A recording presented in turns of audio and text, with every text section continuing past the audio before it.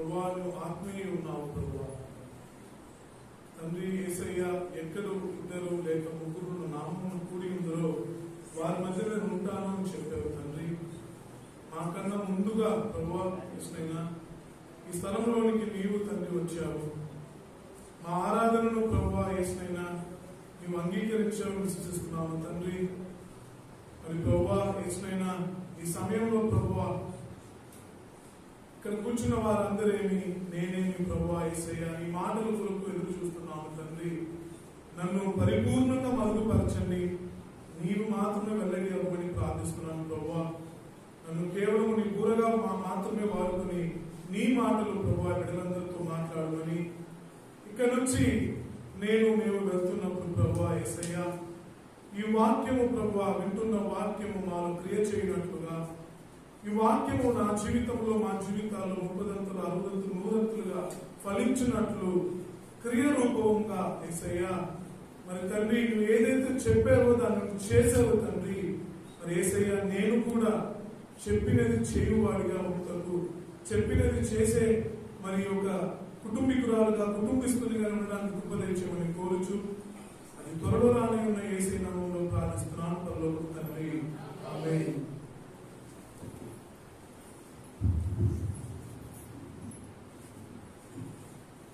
అపోస్తలుల కార్యము 1 నుండి 1వ అధ్యాయము 4 నుంచి 8 వచనాలు మనం చక్కగా మరి ఆయన చదివారు. ఒక్కసారి మనం చదువుతున్నాను. ఆయన వారిని కలుసుకొని, ఎవరంటే ఇది ఎవరు కలుసుకుంటున్నారు? యేసు ప్రభు మరణించిన తరువాత శిష్యులు అందరినీ కలుసుకుంటున్నారు అన్నమాట. ఆయన వారిని కలుసుకొని ఈలాగూ ఆజ్ఞాపించాను, మీరు యెరూషలేము నుండి వెళ్ళగా నా వలన వినిన తండ్రి యొక్క వాగ్దానం కొరకు కనిపెట్టుడి. యోహాను నీళ్లతో బాప్తిస్మం ఇచ్చెను గాని కొద్ది దినములుగా మీరు పరిశుద్ధాత్మ బాప్తిస్మము పొందెదరని. కాబట్టి వారు కూడి వచ్చినప్పుడు, ప్రభువా ఈ కాలమందు ఇశ్రాయేలునకు రాజ్యము మరలా అనుగ్రహించదవా అని ఆయనను అడుగగా, ఆయన కాలములను సమయములను తండ్రి తన స్వాధీనంలో ఉంచుకొని ఉన్నాడు, వాటిని తెలుసుకొనుట మీ పని కాదు. అయినను పరిశుద్ధాత్మ మీ మీదికి వచ్చినప్పుడు మీరు శక్తి నొందెదరు గనుక మీరు యెరూషలేములోను యూదయ సమరయ దేశముల యందంతటను భూదిగంతముల వరకును నాకు సాక్షులై ఉందరని వారితో చెప్పాను.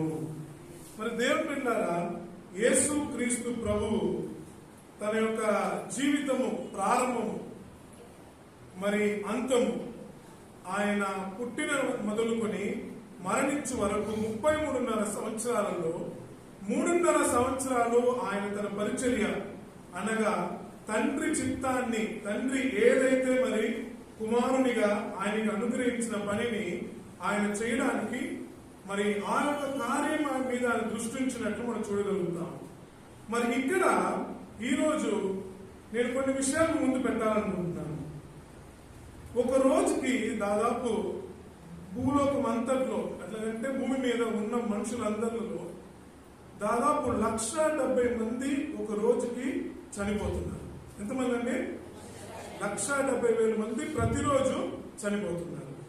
మరి దాంట్లో మన దేశంలోకి మనం వస్తే, మన దేశము మొత్తం లోకాలంతటి ఉన్న పాపులేషన్ లో దాదాపు ఒక 7-8% మన యొక్క దేశం నుండి జనాభా ఉంది.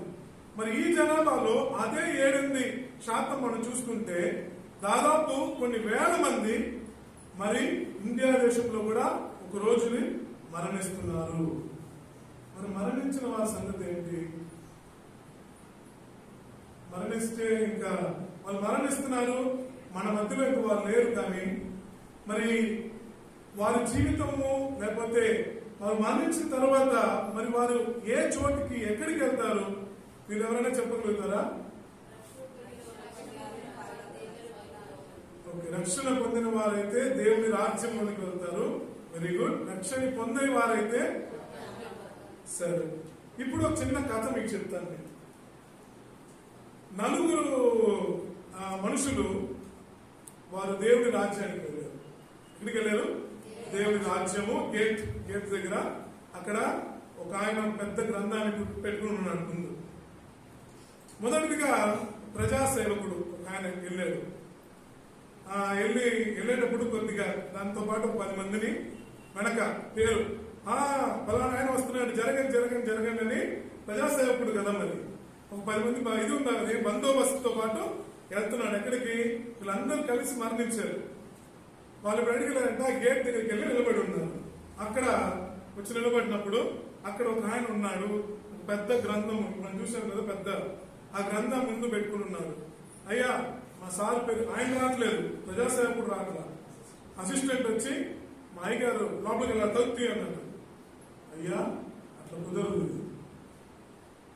ఆయన పేరు మీ పేరు ఉంటే గాని మీరు వెళ్తారు. అయ్యా ఎవరు తెలుసా? ప్రజాసేవకుడు, ఎంతో మంది ప్రజలకి ఎన్నో మంచి విషయాలు చేశారు. ఆయన ఖచ్చితంగా ఆయన పేరు ఉంటుంది, ముందు చూడు త్వరగా. ఆయన వెతికాడు మొదటిసారి, అయ్యా లేదన్నాడు. ఏమి మర్చిపోయిందా? ఆయన పేరు లేకపోతే ఎట్లా? మేమందరం ఆయన పరిచారకులము, ఆయనకి సేవ చేస్తున్నాము. ఆయన ఎంతమందికి ఎన్నో దానాలు చేశాడు, ఎంతమందికి ఇల్లు కట్టించాడు, ఎంతమంది జీవితాలని బాగు చేశాడు. ఆయన పేరు లేదా? మళ్ళీ చూడు అన్నాడు. మళ్ళీ చూశాడు, లేదు, ఆయన పేరు లేదు. ఇప్పుడు ఆయనకు అదో అర్థమైంది, అక్కడ ఏదో ప్రాబ్లం ఉందని. ఇప్పుడు ఆయన ప్రజాసేవకుడే వస్తున్నాడు. వచ్చి ఏమైంది ఇక్కడ? నేను ఎవరు తెలుసు కదా, ఏమైంది, ఏం సమస్య ఇక్కడ అంటున్నారు. అప్పుడు వీడు చెప్తున్నాడు సేవకుడు, ఆయనతో వచ్చిన ఆయన, అయ్యా మీ పేరు ఈ పుస్తకంలో ఉంటేనే మీరు లోపలికి ప్రవేశం అంటారు. నా పేరు ఉన్నా లేకపోయినా నేను వెళ్ళిపోవచ్చు, ఎందుకంటే నేను ప్రజాసేవకుడు. కానీ అక్కడున్న ఆ ద్వారపాలకుడు చెప్పాడు, కుదరదు, మీరు లోపలికి వెళ్ళలేరు. మరి మీతో పాటు వచ్చిన మీరు ఎవరి పేర్లు కూడా ఇక్కడ లేవయ్యా, దయచేసి ఇక్కడ నుంచి పక్కన ఒక డోర్ ఉంది, ఆ డోర్ దగ్గరికి వెళ్ళండి అన్నాడు. నెక్స్ట్ ఇంకొక ఆమె వచ్చింది, వైద్యం చేసే ఆమె వచ్చి, అయ్యా నా పేరు, నేను విన్నాను జరిగిందంతా, నా పేరు ఖచ్చితంగా ఉంటుంది, ఎందుకంటే నేను ఎవరి దగ్గర డబ్బులు తీసుకోకుండా వాళ్ళకి వైద్యం చేశాను. నేను ఎంతో మంది నా వల్ల ఈరోజు బ్రతుకుతున్నారు, నేనే మరణించి ఇక్కడికి వచ్చాను, నా పేరు ఖచ్చితంగా ఉంటుంది, నన్ను లోపలికి పంపించండి అంటే ఆయన చూశాడు, అమ్మా పేరు లేదు. సరే నా పేరు ఎందుకు లేదు అని ఏడ్చుకుంటా పక్కకి వెళ్ళింది. మూడవ ఆయన గ్రేట్ వర్షిప్ లీడర్ ఆయన వస్తున్నాడు. అలాగంటే వర్షిప్ చేసే పెద్ద చర్చిలో వర్షిప్ చేసే ఒక లీడర్ ఒక ఆయన వస్తున్నాడు. వచ్చి ఆయన రాగానే పాడుతూనే వస్తున్నాడు, ఇదిగో నీ రాజు ఏదించుచున్నా పాడుకుంటా. ఎక్కడికి వచ్చాడు? ఆ యొక్క రాజ్యం, దేవుడి రాజ్యం ద్వారా నీకు వచ్చాడు.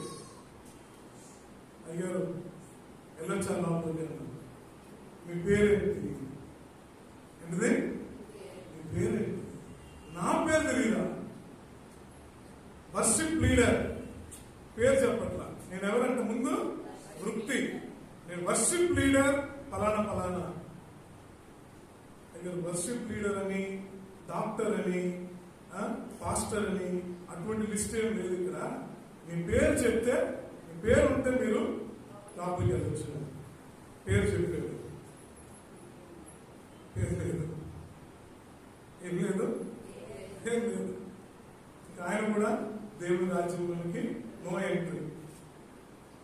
చెప్పాలా చెప్పకూడదని తెలియట్లా. చివరిగా నాలాంటి వాడు ఒకడు వస్తున్నాడు, నేనే చెప్పుకున్నాను. నాలాంటి వాడు వస్తున్నాడు, అక్కడ వచ్చి నిలబడ్డాడు, అంత బాగుంది. అయ్యగారితో పొద్దున్న నన్ను వెళ్తా ఉన్నాడు, నువ్వేంటి సరిగ్గా గుడికి వెళ్తున్నావు, మంచి షర్ట్ వేసుకోవట్లేదు, ఐరన్ చేసేసుకోవట్లేదు, మంచి ఏదైనా చెప్తా ఉన్నాడు. ఐరన్ చేసిందే నలిగిపోయిందన్న. సరే వచ్చి నిలబడ్డాడు, అయ్యా right right right right right reverend dash dash dash dash నా పేరు, నేను మీ తలుపు తెలిస్తే నేను వెళ్ళిపోతాను అన్నాడు. సరే ఏదో చెప్పారేంటి? ఆ ద్వారపాలకుడు అడుగుతున్నాడు, ఏదో చెప్పారు రైట్ రైట్ రైట్, అదేంటి సార్? లేదయ్యా రైట్ రైట్ 1+1 4 లెవెల్స్ అన్నమాట ఆయన. సో నేను వచ్చాను, నేను లోపలికి వెళ్ళిపోతానంటే అయ్యారు కొద్దిగా ఆగండి. లేదు, నాకుందయ్యా, యేసు ప్రభుతో నేను కలిసి ప్రయాణం చేశాను. మంచిది, చాలా సంతోషం. ఖచ్చితంగా మీరు యేసు ప్రభుతో కలిసి ప్రయాణం చేసి ఉన్నట్లయితే మీరు లోపలికి వెళ్తారు. కొద్ది నేను మీ పేరు ఉందని చూస్తానని చెప్పి ఆయన చాలా, ఎందుకంటే యేసు ప్రభు పేరు వాడాడు కదా, యేసు ప్రభుతో ప్రయాణం చేసే చెప్పాడు కాబట్టి ద్వారపాలకుడు అన్ని తిప్పుతున్నారు, పేజీలు పేజీలు పేజీలు, పేజీ అంతా ఈ బుక్ మూసేస్తున్నాడు కానీ ఆయన పేరు లేదు. ఇది చెప్పడానికి ఆయనకి ఎంతో, మరి ఆ ద్వారపాలకుడికి ఎట్లా చెప్పేది, ఇంత దేవుని కొరకు ఎంత సేవ చేసిన ఒక ఆయన పేరు గ్రంథంలో లేదని ఆయనకే చాలా దుఃఖంతో నెమ్మదిగా, ఇలా మీ పేరు లేదయ్యా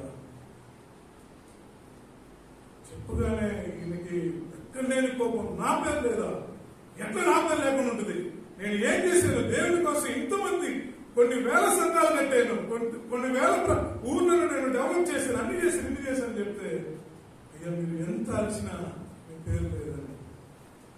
చివరిగా చిన్న పిల్లోడు, స్మాల్ బాయ్, చిన్న పిల్లోడు, యవనస్తుడు కాదు, చిన్న బాబు వచ్చాడు. అంకుల్, నా పేరు డేవిడ్, నీ అన్ని చూశాను, నాకు యేసయ్య కొంచెమే తెలుసు, నాకు కొంచెమే, ఎంత తెలుసు అంట, కొంచెమే తెలుసు, కానీ నేను యేసయ్యని చాలా ప్రేమిస్తున్నాను, నేను ఆయన కోసము పెద్దగా ఏం చేయలేదు, కానీ నా ఫ్రెండ్స్కి నేను యేసయ్య గురించి చెప్పున్నాను, ఒకవేళ నా పేరు ఉందేమో చూడండి అని చెప్పగానే ఆ బుక్ లో తిప్పి చూస్తే డేవిడ్, నీ పేరు ఉందయ్యా, దేవుని రాజ్యంలోకి ప్రవేశించు. దేవుని పిల్లారా, ఈరోజు మనం దేని గురించి ధ్యానించబోతున్నామంటే ది కింగ్డమ్ ఆఫ్ గాడ్, దేవుని రాజ్యం. ఇక్కడ ఉన్న మీ అందరికీ చాలా చక్కగా మీరు చెప్పారు, ఎవరు దేవుని రాజ్యంలోకి వెళ్ళగలుగుతారు, ఎవరు వెళ్ళలేరని. రక్షణ పొందిన వారు, రక్షణ పొందని వారు. సిలువలో రెండో దొంగ, ముగ్గురున్నారు సిలువ మీద, 2 దొంగలు ఉన్నారు. ఒక దొంగ దాంట్లో ఏమయ్యాడు, నేడు నువ్వు నాతో కూడా పరదేశంలో ఉండు, ఎంట్రీ సంగతి తర్వాత, అట్లీస్ట్ పరదేశంలో నువ్వు వస్తావు అని చెప్పాడు. చివరి నిమిషాల్లో తన జీవితాన్ని దేవుడికి సమర్పించి కొట్టేశాడు టికెట్ కదా.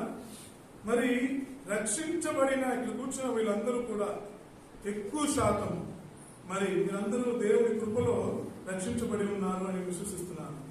మరి రక్షించబడిన మనము యేసు క్రీస్తు జీవితంలో మరి ఆయన యొక్క పని ఏంటి, ఎందుకొరకు యేసు ప్రభు భూమి మీదకి వచ్చాడు, ఆయన తండ్రి తనకు అనుగ్రహించిన పనిలో ముఖ్యమైన పని ఏంటిదంటే రాజ్య సువార్త.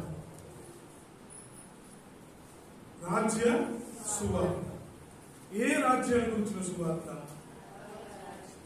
ఆయనకు ఒక రాజ్యం ఉంది, ఆ రాజ్యాన్ని గురించిన సువార్త. మీరు ఇంటికి వెళ్ళి చదవండి, లూకా సువార్త 4:43లో కూడా ఆయన, నేను ఇతర పట్టణములలో దేవుని రాజ్య సువార్తను ప్రకటింపవలనని ఇందు నిమిత్తము నేను పంపబడితినని వారితో చెప్పాను. ఎందు నిమిత్తము? రాజ్య సువార్త.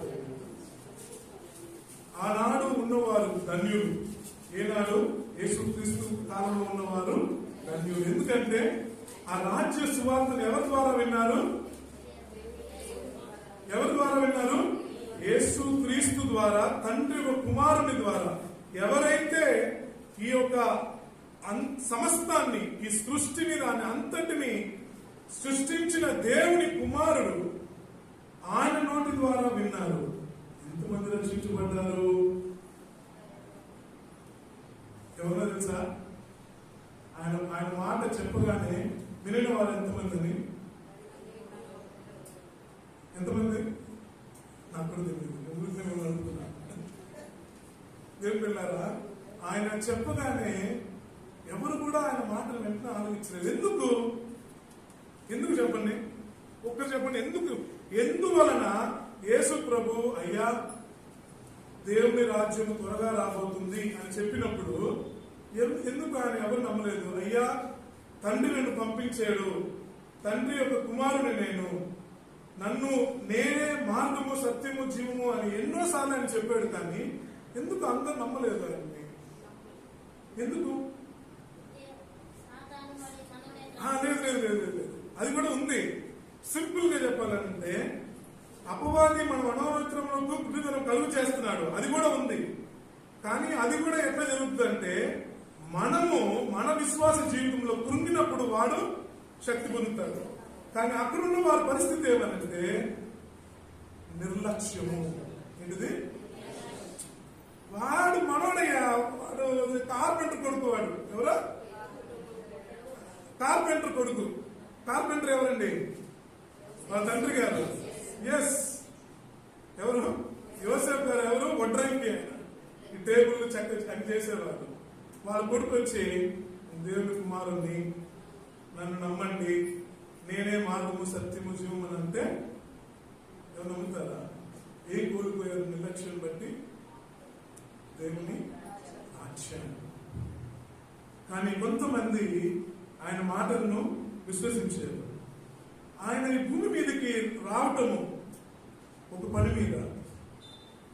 ఎవరైతే ఆ యొక్క దేవుని ప్రేమ నుండి దూరంగా ఉన్నారో, ఎవరైతే ఆ తండ్రి యొక్క ప్రేమను గ్రహించలేకపోయారో, ఎంతో మంది వచ్చారు. ప్రవక్తలు, న్యాయాధిపతులు, రాజులు, మరి ఎంతో మంది దేవుడు మరి పంపించి వారికి చెప్తున్నాడు, అయ్యా ఒక విషయాన్ని చెప్తున్నాను, మీరు పాపము చేయకూడదు, పాపము చేసినాడలా నీకు నాకు మధ్య పెద్ద ఎడబాటు వస్తుంది, పాపం ఉన్న చోట్ల నేను ఉండలేను అని ఆయన ఎంతమందిని పిలుచుకొచ్చి చెప్పినా యేసు ప్రభు స్పెషల్ అనుకున్నాడు. తండ్రి అనుకున్నాడా లేదా?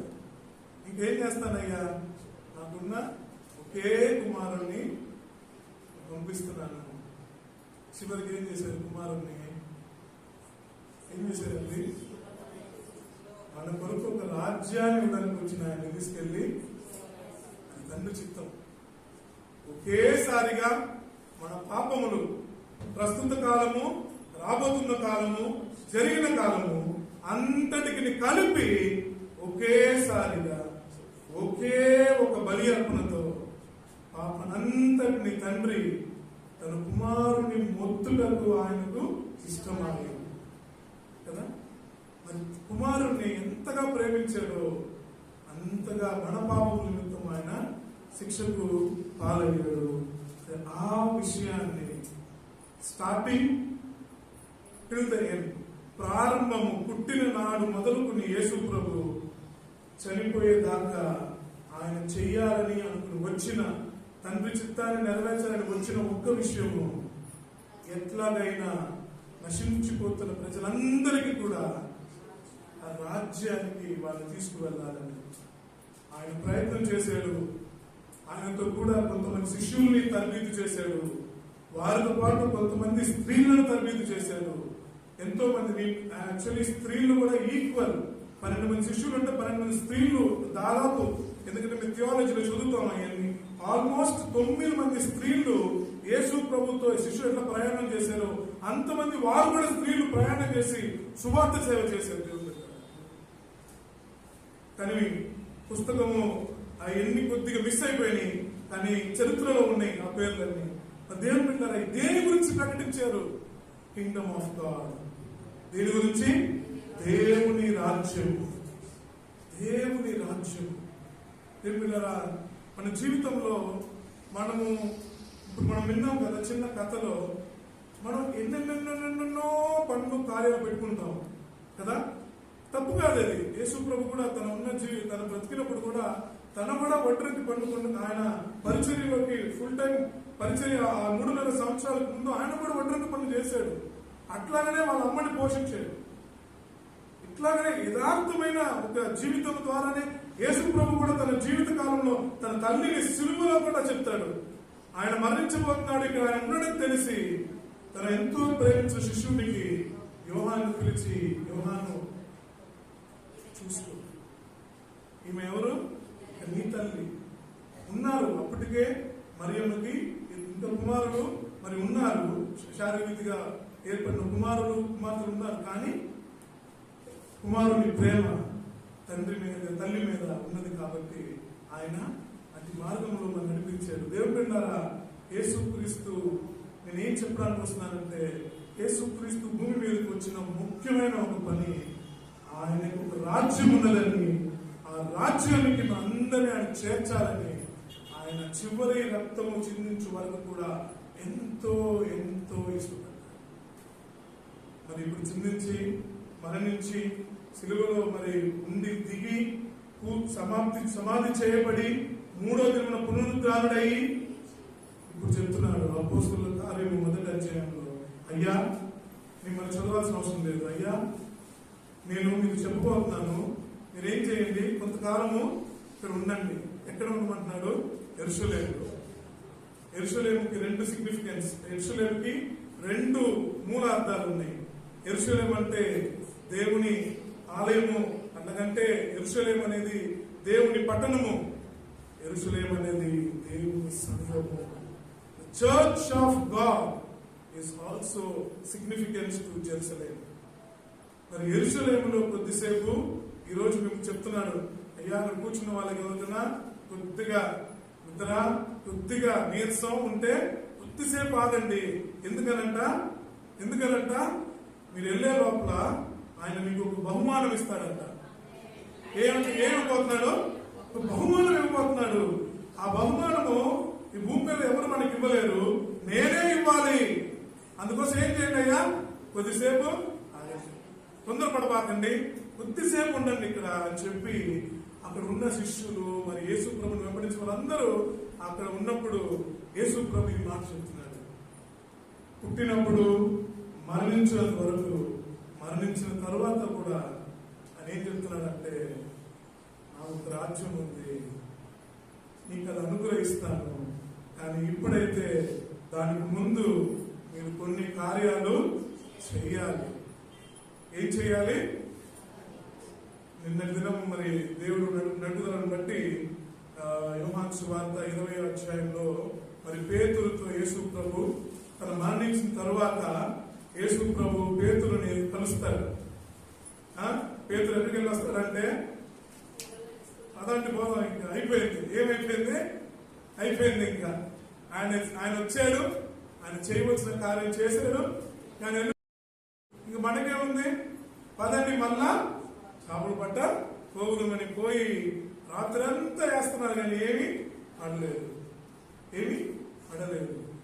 దేవుళ్ళారా, ఒకవేళ మనం ఆ పరిస్థితుల్లో ఎక్కడైనా ఉన్నట్లయితే ఒక్కసారి ఆలోచించండి, దేవుని ప్రేమ అంతేనా? ఇదే మాట అడుగుతాడు పేతురుని. పేతురు, నన్ను ప్రేమిస్తున్నావా? ఏమడుగుతాడు? పేతురు, నన్ను ప్రేమిస్తున్నావా అంటే, నువ్వే అడుగు ప్రభువా. ఎందుకంటే నేనైనా అంత చెప్తాను కదా, ఎందుకంటే ముందే చెప్పాను ఒకసారి ఇదే ఆన్సర్, అవును తండ్రి నేను ప్రేమిస్తున్నాను అని. ఇప్పుడు మళ్ళీ సెకండ్ టైం చెప్తున్నాడు, అడుగుతున్నాడు యేసు ప్రభు, నువ్వు ప్రేమిస్తున్నావా అని అంటే నేను చెప్తున్నాడు, నువ్వే అడుగు ప్రభువా అంటే, నా గొర్రెలను ఏం చెప్పాడు? ఎక్కడికి మేపాలా? ఎక్కడికి మేపమంటున్నాడండి? ఆయనకి ఏముందంట? ఏం చేయాలా? ఇప్పుడు పేతురుతో ఆ సన్నివేశం, ఇప్పుడు ఇక్కడున్న మరి ఇంకా వీరందరూ అపోస్తులు అని పిలువబడలేదు, కానీ వీరందరూ అక్కడ కూడి ఉన్నారు. మరి అపోస్తుల కార్యము 1వ అధ్యాయము 8వ వచనము, ఇప్పుడు అయినను పరిశుద్ధాత్మ మీ మీదికి వచ్చినప్పుడు మీరు శక్తి పొందెదరు. ఏం పొందెదరు? ఏం శక్తి? వెరీ గుడ్, మీ అందరికి 100 మార్క్స్. ఏ శక్తి? పరిశుద్ధాత్మ అనే శక్తి. బాగుంది. శక్తి పొందుకోవడంలో ఎవరికి వద్దండి, అందరికి కావాలి కదా. నాకు కూడా కొంచెం కాళ్ళ నొప్పులు ఏమైనా ఉంటే, శక్తి వచ్చిందని కాళ్ళ నొప్పి పోయిందంటే రైట్, ఎస్, ఫార్వర్డ్. నాకు ఏదన్నా ఒక సపోజ్ నాకు పని అవ్వాలా, ఆ పని అయిపోయిందంటే సంతోషం, ఎస్ అయిపోయింది, పని అయిపోయింది. కానీ చిన్న తేడా, స్మాల్ లైన్, చిన్న ఒక లైన్ అంత గ్యాప్ డిఫరెన్స్ ఉంది. ఇక్కడ మనకి అటువంటి సంతోషం, అటువంటి శక్తి మనం పొందుకున్న తర్వాత ఆయనే చెప్తున్నాడు. ఏం చెప్తున్నాడు? ఏం చేయాలంట అమ్మా? స్ట్రైట్ గా అక్కడికి వెళ్ళిపోతే ఎట్లాగా? ఉన్నాయిగా చిన్న చిన్న ఊర్లు ఉన్నాయిగా, మీరు ఒకేసారి కొడితే కొమ్మ పైకే. ఫస్ట్ ఎక్కడంటమ్మా? రైట్, యెరూషలేము. చాలు ముందు ఆగుదాం, కొంచెంసేపు యెరూషలేము ఆగాలి కదా.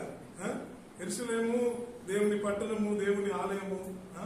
కొద్దిసేపు మనం ఏం చేయాలా? కొద్దిసేపు ఆగుదాం. సో యెరూషలేములోను, యెరూషలేము మాకు మా సీనియర్ సంఘ కాపురి ఉండేవాడు ఆయన. మేము యూత్ లో ఉన్నప్పుడు యెరూషలేం అనే మాట మీద దాదాపు 8-9 శనివారాలు యూత్ మీటింగ్ మాకు ఆయన జరిపించాడు. యెరూషలేం అనే దాని సిగ్నిఫికెన్స్. దేవుని బిడ్డలారా, యెరూషలేములో సాక్ష్యము ఉన్నదాంట్లో చాలా కష్టం. యేసు ప్రభు కూడా కష్టంగా ఉంటుంది తెలుసా? యేసు ప్రభు కూడా చాలా కష్టం ఉంది. యేసు ప్రభు యెరూషలేముకు వెళ్ళేటప్పుడు యెరూషలేమును చూచి ఆయన ఏడ్చాడు. ఇట్ వాజ్ సో డిఫికల్ట్, చాలా కష్టపడ్డాడు ఆయన. ఎన్నో ఇతర ప్రదేశాల్లో ఆయన్ని ప్రజలు ఆహ్వానిస్తే యెరూషలేములో ఏమొచ్చింది? ఆయనకి ఆపేశారు. కానీ దేవుని బిడ్డలారా, ఈరోజు నా జీవితము, మన జీవితము, ఇక్కడ కూర్చున్న మీ అందరికన్నా నేను దౌర్భాగ్యుడిని. మీరందరూ నిజంగా దేవుని కృపలో, దేవుని ఆత్మలో ఇంతవరకు మీరు బలపడి ఉన్నారు. ఏ ఒక దీంట్లో కూడా నేను మీకు సమం కానే కాదు. దేవుని కృపను బట్టి ఈ మాట చెప్తున్నాను. నేను యెరూషలేములో సాక్ష్యంగా ఉండటం అనేది చాలా చాలా కష్టమైనది. ఎందుకనంటే నేను చెప్పాను కొంతసేపు ముందు, అంకుల్ నన్ను చిన్నప్పటి నుంచి చూశాను. నేను ఇంత ఉంటానేమో, ఇంత ఉన్నప్పటి నుంచి చూస్తున్నాను. ఈరోజు నేను నిలబడి నేను వాక్యం చెప్తున్నానంటే నా యొక్క సమస్తమును వరకు ఎరిగి ఉన్నారు. వాటన్నిటిని దాటుకుని నేను ఒక సాక్ష్యంగా నిలబడాలంటే నిజంగా దేవుడు మనతో ఉంటేనే, దేవుని ఆత్మ మనలో ఉంటేనే చేయగలరు. మరి దేవుని పిల్లలారా, యెరూషలేములో సాక్ష్యంగా ఇప్పుడు నేను చెప్పింది ఒకవేళ ఆత్మీయంగా మీరు ఆలోచించినట్లయితే దేవుని ఆత్మ మనకి ఎంతో అవసరం. ఎందుకనంటే మనము ఆయన కొరకు సాక్ష్యంగా ఉండాలి. మొదటిదిగా యెరూషలేములో మన జీవితం సాక్ష్యంగా ఉండాలి. నేను ఇక్కడ ఇంత మాట చేసి బయట రోడ్లో కూడా పెట్టుకుంటే మీరు ఏమనుకుంటారు? ఎందుకు భలే చెప్పాడు ఆయన. అక్కడ నిలబడేమో సాక్ష్యం అన్నాడు, ఆత్మ అన్నాడు, దేవుని తోడున్నాడు అన్నాడు. బయటకు పోయి గొడవ పెట్టుకున్నాడు. ఒక మనిషిని క్షమించే హృదయం లేనివాడు ఇంక దేవుని ఆత్మ ఎక్కడుందయ్యా కదండి. నేను ఉదాహరణ చెప్తున్నాను, నేను మీకు అర్థం చేపించాలని. ఈ సమస్య మనకి మాత్రం కాదు, ఆనాడు శిష్యుడికి దేవుడితో నడిచిన ప్రజలందరికీ ఉన్నది. ఎందుకనంటే సొంత ఊరిలో a prophet is not honored in his own village. ఒక ప్రవక్త అయి ఉండొచ్చు కానీ ఊర్లో చెల్లదు అది. ఎందుకనంటే చెప్పాను కదా, యేసు ప్రభు కూడా అదే సమస్య ఉంటుంది. నేను నజరేతులో చేసిన గొప్ప కార్యాల కన్నా మరి ఎక్కువ నేను యూదయలోను సమరయలోను చేశాను. ఎందుకనంటే దేవుని పిల్లలారా, మనము మన సంఘములో సాక్ష్యం నిలబడగలిగితే ఎక్కడైనా మీ సాక్ష్యం నిలబడగలుగుతారు. హల్లెలూయా. మొదట ఇంట గెలిచి మన ఇంట్లో మన సాక్ష్యంగా ఉన్నామా, మన జీవితం ఒక సాక్ష్యంగా ఉందా లేదా అని జ్ఞాపకం చేసుకున్నాం. పరిశుద్ధాత్మ మీ మీదకి వచ్చేసింది. ఎప్పుడైతే మీరు రక్షించబడ్డారో పరిశుద్ధాత్మ దేవుడు మీలో నివసిస్తున్నాడు. ఆయన ఆత్మ మీలో నివసించున్నదని మీకు తెలుసా అని అడిగాడు పౌలు కదా. ఈ శరీరంలో మీ యొక్క దేవుని ఆత్మ మీలో ఉంది. కానీ దేవుని ఆత్మలో ఉన్నాడని మనం గ్రహించాలి. రెండవదిగా యూదయ. ఏంటిది? మీరు ఆ మ్యాప్ చూస్తే మీకు అర్థమవుతుంది. యెరూషలేము ఇక్కడ ఉందనుకోండి, యెరూషలేము ఆనుకుని యూదయ ఉంటుంది, కింద భాగంలో సమరయ. ఓకే, సో వీళ్ళందరూ ఎవరంటే పక్కింటి వాళ్ళలాగా. ఒక పాట కూడా ఏదో ఉంది, యేసయ్య మా ఇంటి పేరు పశువుల మా పక్కింటి పేరు. అట్లాగా ఇది యెరూషలేము అయితే పక్కన ఉండేది ఏంటంటే యూదయ, సమరయ. ఇక్కడ అయిపోయింది అనుకోండి, ఇక్కడ దేవుని కృపలో శక్తి పొందారు. శక్తి పొందిన తర్వాత ఆయన కొరకు సాక్షిగా నిలబడ్డారంటే నెక్స్ట్ యూదయ, పక్కిళ్ళు. అంకుల్ వాళ్ళకి పక్కిళ్ళు, పక్కన ఇల్లు లేదనుకుంటున్నా, ఇటు పక్క ఇంకా లేదు, వస్తారేమో ఫ్యూచర్లో. అంటే మీ ఇంటి దగ్గర అనుకుందాం, మీ ఇంటి దగ్గర పక్కన ఇల్లు, వాళ్ళ దగ్గర మీ సాక్ష్యం. మన పక్కింటి వాళ్ళ దగ్గర మన సాక్ష్యము ఏంటి? మనం చూసినప్పుడు అది ఏం చెప్పాల్సిన అవసరం లేదు. మంచి క్రైస్తవుడు, మంచి క్రైస్తవురాలు, అంతే. ఇంకా వాళ్ళ గురించి ఆహా ఆయనండి చాలా గొప్పవాడండి, ఆమెండి గొప్పదండి, ఆమె ఎంతో మందికి గుర్తు, అవన్నీ చెప్పుకుంటే మంచిది, నో ప్రాబ్లం, మంచిదే. కానీ ఎప్పుడైతే గుడ్ క్రిస్టియన్, మంచి క్రైస్తవురాలని మన పేరు తీసుకుంటే దాని ద్వారా మీకన్నా దేవుడు ఎంతో సంతోషపడతాడు. దేవుడు మన సాక్ష్యం ఎలా ఉంది కదా? ఇదంతా ఎందుకు చెప్తున్నారు అనేది మీకు చివరిలో అర్థమవుతుంది. మన సాక్ష్యం ఎలా ఉంది మన పక్కింటి వారి దగ్గర, మన ఇరుగు పొరుగు వారి మధ్యలో మన సాక్ష్యం. నన్ను చూసిన వారు, అయ్యా నేను ఒకసారి అయితే విన్నాను, చాలా బాధపడ్డాను. నాకు చాలా పరిచయస్తులు ఆయన, కానీ ఒక దేవుని ఎరుగని ఒక ఆయన వచ్చినా చెప్తున్నాడు, మీరు కూడా చర్చికి వెళ్తున్నారు, వాళ్ళు కూడా చర్చికి వెళ్తున్నారు, కానీ ఆయన ఎంత ఇట్లా మాట్లాడుతున్నాడు, ఎంత నిజంగానే క్రిస్టియన్ అయినా, ఏంటిది నిజంగానే ఆయన క్రిస్టియన్ అయినా నేను అన్నట్టు అడుగుతున్నాడు. నాకు ఎంతో బాధేస్తుంది. ఏమైంది అక్కడ? సాక్ష్యం పోయింది. అది పోతే పోయిందిలేండి, దేవుని నామము, దేవుడు మనం అనుగ్రహించిన ఆత్మ అక్కడ దుఃఖపడిపోయింది. సో మనము ఒక నిమిషం గుర్తుపెట్టుకోండి, క్రిస్టియన్ ఇస్ నాట్. చీరలో మంచి చీర బ్రాండ్ చెప్పండి ఎవరైనా. చీరలో మంచి చీర అంటే సిఎంఆర్, కాంచీపురం పట్టు, అది కట్టుకుంటే తెలిసిపోద్దా? తెలుస్తుందా? తెలీదా? సరేలేండి, తెలుస్తుందో తెలియదు, కానీ ఫస్ట్ క్లాస్ చీర అండి ఇది. ఎంత బాగుంది! ఫస్ట్ క్లాస్ క్రిస్టియన్ అండి ఆయన, ఫస్ట్ క్లాస్ దేవుడి కొరకు పరిచయం చేసిన సేవకుడు అండి అనే పేరు మనందరము ఎక్కడ పొందుకోవాలా? యూదయలో, అనగా ఇరుగు పొరుగు వారి.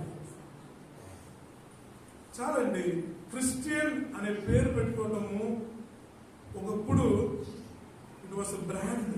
అంటే క్రిస్టియన్ అని అంటే ఓ వాళ్ళందరూ మంచోళ్ళు అనే ఒక కాలం ఉండింది. ఈ రోజు ఏమైందంటే అది తగ్గిపోయి క్రిస్టియన్సా, మేము ఇల్లు కూడా ఇవ్వండి, ఏం చెప్తున్నారు?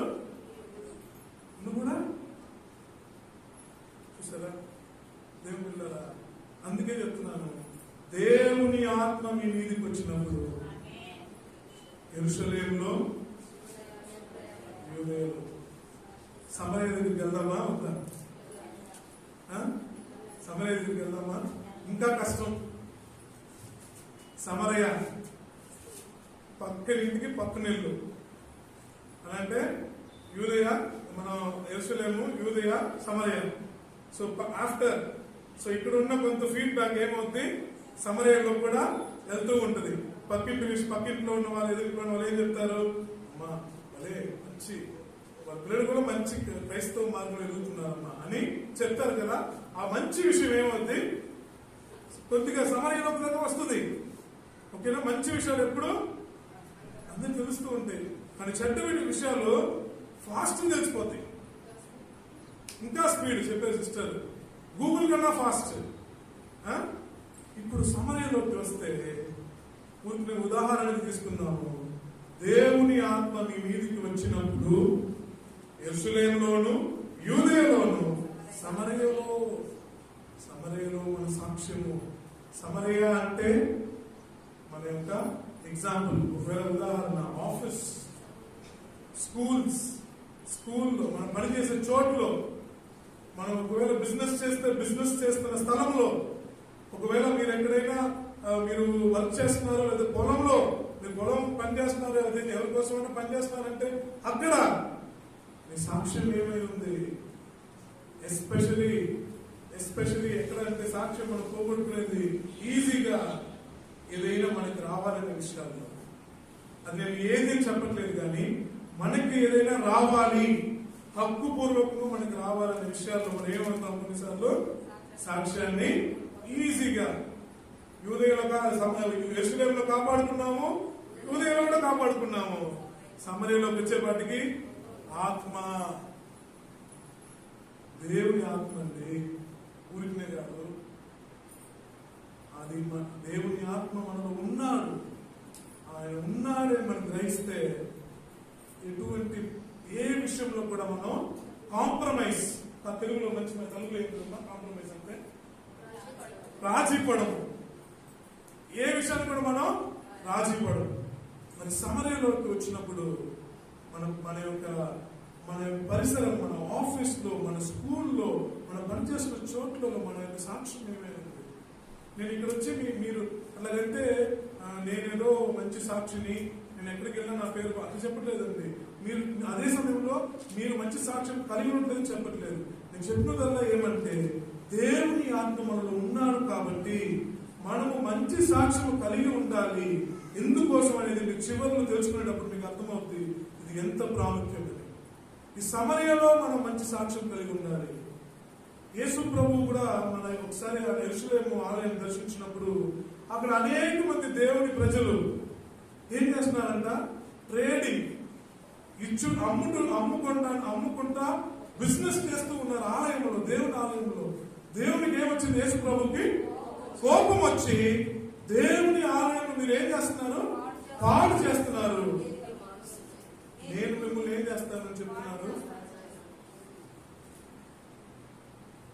దేవుని ఆలయాన్ని మనం పాడు చేస్తే అంట దేవుడు మన పాడు చేస్తాడు. మరి ఆయన ఎంతో అంత ఆగ్రహం, అంత కోపం ఎందుకు వచ్చిందనంటే, దేవుని ద్వారా నా ప్రజలు వీళ్ళు ప్రేమ ఎక్కువ ఉన్న చోట్ల ఏముంటుందండి? కోపం కూడా ఉంటుంది.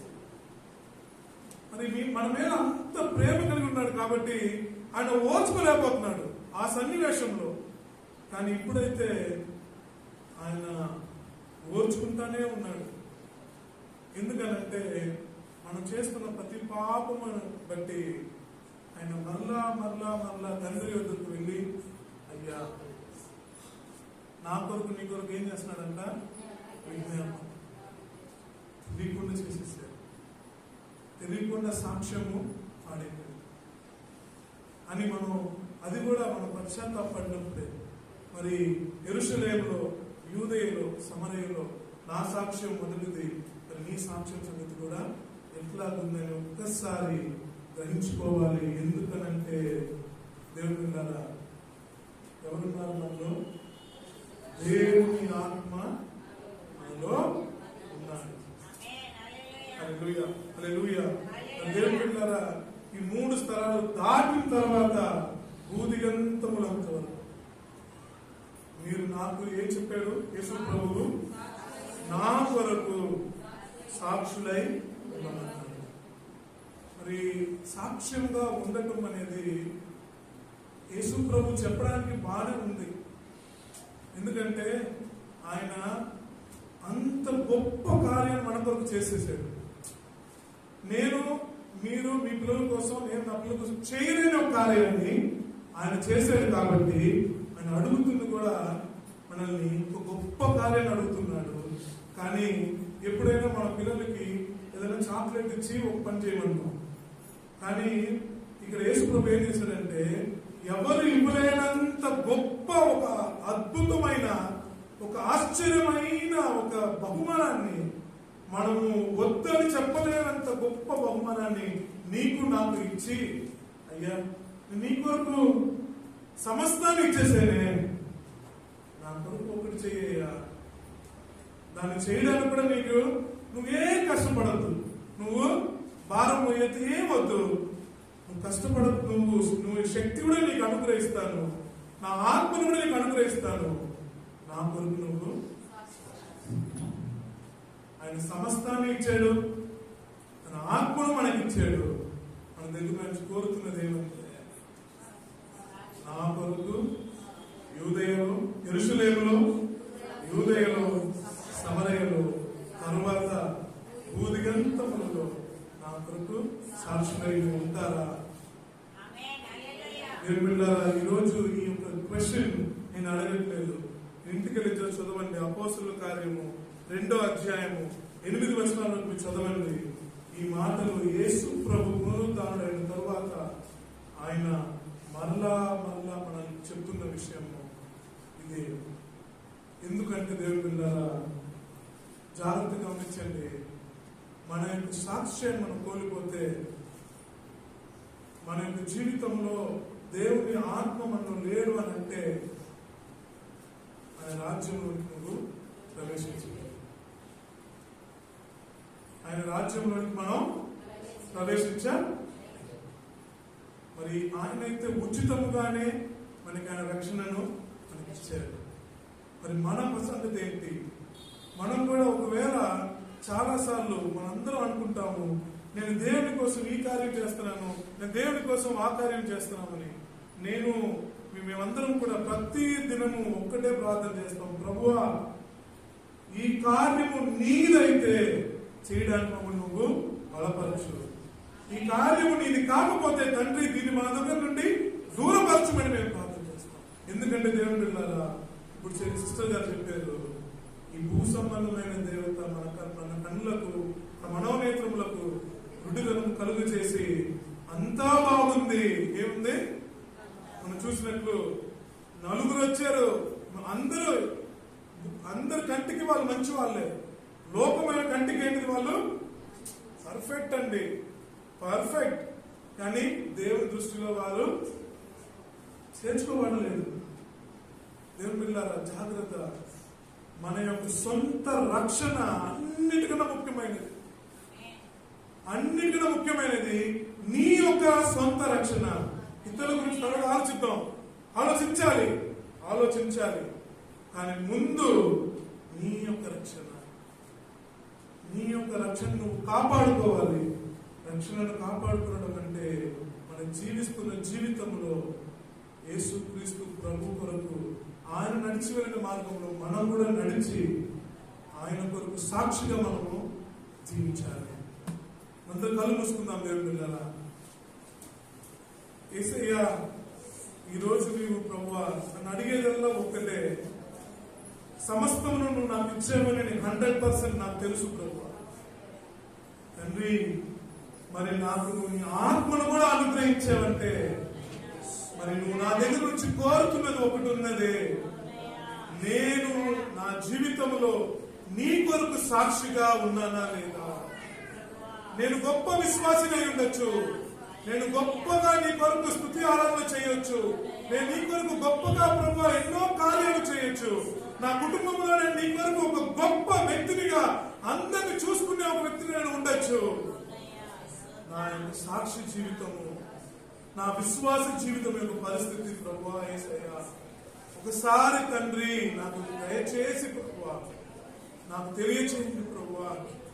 నేను ఈ ఆత్మ కొరకు అనుదినమును వేడుకుంటున్నాను, కానీ ఆత్మను పొందుకున్న తర్వాత నేను ఏం చేస్తున్నాను తండ్రి, నాకు మీరు గ్రహింపు దయచేయండి యేసయ్యా. తండ్రి, నేను ఈ బల్లలో చేయబోతున్నానంటే నేను నీ యొక్క సిలువలో నీ యొక్క రక్తము పునరుద్ధాన విషయంలో నేను విశ్వాసాన్ని చూపిస్తున్నాను తండ్రి. మరి బయటికి వెళ్ళినప్పుడు నా సాక్ష్యం సంగతి ఏంటి యేసయ్యా? ఇక్కడ బల్లలో చేయి వేసి నేను బయటికి వెళ్ళి నేను ఎక్కడ చేయబడుతున్నాను తండ్రి. నీ సన్నిధానంలోకి నడిచి వస్తున్న కాళ్ళు ప్రభువా బయటికి వెళ్ళినప్పుడు ఎక్కడికి నడుస్తున్నది?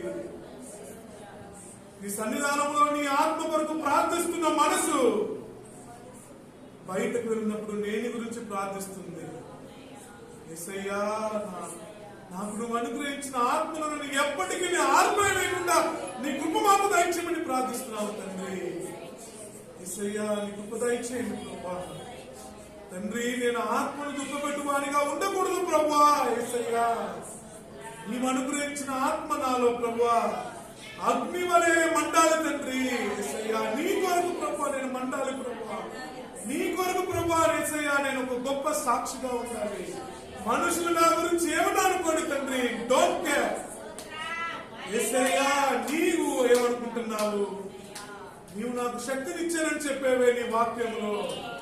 నేను కోల్పోయానేమో తండ్రి, సారీ తండ్రి. మరలా నీ శక్తి నాకు దయచేయ ప్రభువా. మరలా ఈ దినము నీ ఆత్మతో నింపు తండ్రి. నేను నీ కొరకు సాక్షిగా ఉంటానయ్యా. నేను నీ కొరకు సాక్షిగా ఉంటాను తండ్రి. మీరు ఎవరి కోసం కాదు తండ్రి. తండ్రి, నా జీవితము నీ యొక్క దృష్టికి అంగీకారమైనదిగా మాత్రమే ఉంటే చాలు ప్రభువా. యేసయ్యా, నిన్ను నేను ప్రీతిపరచడానికి మరలా ఒకసారి తండ్రి నీ బల్లలో చేయబోతుండగా, నీ రక్తము శరీరమును తీసుకోబోతుండగా ఒక్కసారి తండ్రి యేసయ్యా నా పాత జీవితము పాప జీవితము ఒకవేళ నా సాక్ష్యాన్ని నేను ఎక్కడైనా కోల్పోయానేమో, నీ ఆత్మను ప్రభు దుఃఖపరచాడేమో, ఆత్మ నాలో నుండి బయటికి వెళ్లిపోయాడేమో తండ్రి. యేసయ్యా, దౌర్భాగ్య పరిస్థితి ప్రభువా. దౌర్భాగ్యుడనే ఉన్నట్లయితే, నేను దౌర్భాగ్యురాలై ఉన్నట్లయితే తండ్రి ఒకసారి వేడుకుంటున్నాము, నా ఆత్మని అడుగుడి, నేను అధికముగా ఇస్తానని చెప్పేవే. యేసయ్యా, నీ ఆత్మను నాకు దయచేయండి. నీ ఆత్మను పొందుకొని శక్తి పొందుకొని యేసయ్యా నీ కొరకు ప్రభువా సంఘములోను, ఇంట్లోను, బయటను, పనిచేసే చోట్లోను ప్రభువా ఎక్కడైనా ప్రభువా యేసయ్యా నీకు నేను సాక్షిగా ఉండే భాగ్యాన్ని అట్టి ఆత్మను మీరు నాలో నింపమని కోరుచు అది త్వరలో రాని ఉన్న యేసయ్య నామములో ప్రార్థిస్తున్నాను తండ్రి. ఆమేన్. అందరికీ వందనాలు.